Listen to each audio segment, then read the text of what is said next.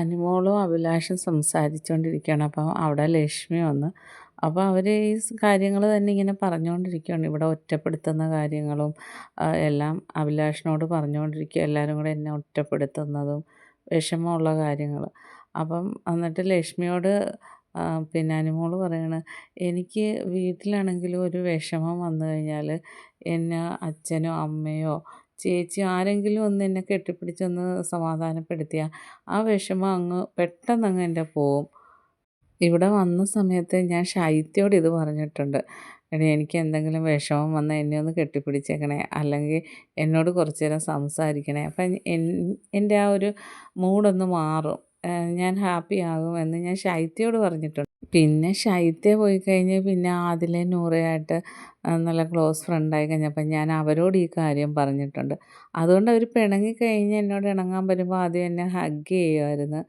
പിന്നെ പിന്നെ ഇവിടെ കരയാൻ പറ്റില്ലല്ലോ, അതും ഒരു ബുദ്ധിമുട്ടാണ്. ഈ ചില വിഷമങ്ങൾ കരഞ്ഞ് തീർക്കുമ്പം നമുക്കങ്ങ് മാറും.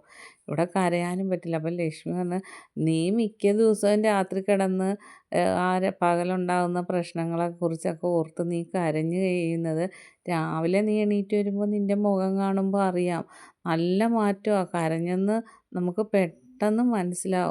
അപ്പോൾ അഭിലാഷ് പറയണേ, നീ ഇവിടെ ഇരുന്നൊക്കെ കരയുന്നത് ഞങ്ങൾ കണ്ടിട്ടുണ്ട്. നീ ഇവിടെ ഇരുന്ന് ഒരുപാട് പ്രാവശ്യം കരഞ്ഞിട്ടില്ലേ? ഞാൻ കരഞ്ഞിട്ടുണ്ട് ഇവിടെ ഇരുന്ന്. അപ്പോൾ അനുമോൾ പറയും, ഇപ്പം എല്ലാവരും വന്നു കഴിഞ്ഞാൽ എന്നെ ഒറ്റപ്പെടുത്തിയില്ലേ? അപ്പം ഞാൻ ഇവിടെ ഇരുന്നും കരഞ്ഞിട്ടുണ്ട്, ബെഡിൽ പോയി കരഞ്ഞിട്ടുണ്ട്. എനിക്ക് കരഞ്ഞു കഴിഞ്ഞാലൊരു സമാധാനം. കുറച്ച് കരഞ്ഞു കഴിഞ്ഞ് കഴിയുമ്പം എൻ്റെ ആ വിഷമം മാറും. ഓരോരുത്തരും ഓരോ രീതിയല്ലേ. ചിലവർ കിടന്ന് ഒരുപാട് ഒച്ചയിട്ട് അങ്ങനെ ബഹളമൊക്കെ വെച്ച് കഴിയുമ്പോൾ അവരുടെ വിഷമം മാറും. ചിലവർക്ക് എന്തെങ്കിലും കയ്യിൽ കിട്ടുന്നിടത്ത് എറിയണം. എറിഞ്ഞ് കഴിയുമ്പോൾ അത് എറിഞ്ഞത് നശിച്ച് കഴിയുമ്പോഴായിരിക്കും അവരുടെ ആ ഒരു വിഷമം മാറുന്നത്. പലരും പല രീതിയല്ലേ. അപ്പം ലക്ഷ്മി പറയാം, ഞാൻ കരഞ്ഞു തീർക്കുന്ന ഒന്നല്ലേ കാറിനകത്തിരുന്നല്ലേ, എൻ്റെ റൂം അടച്ചിട്ടിട്ടാണ്. ആരും കാണാൻ ഞാൻ കരയത്തേയില്ല, എത്ര സങ്കടം വന്നാലും പിടിച്ചു നിർത്തും. അപ്പോൾ അനിമോള് പറയുന്നത്, ഇന്നലെ ഇവർ വന്നതിന് ശേഷം കുറച്ച് കാര്യങ്ങളൊക്കെ ഇവർ പറയുന്നത് കേട്ടു, പുറത്തെ കാര്യങ്ങൾ. അതിൽ നിന്നൊക്കെ കുറച്ച് കാര്യങ്ങളൊക്കെ എനിക്ക് മനസ്സിലായെന്ന്. ലൈവിൽ ഇതാണ് നടന്നുകൊണ്ടിരിക്കുന്നത്. ബാക്കി അപ്ഡേറ്റുമായിട്ട് വീണ്ടും കാണാം.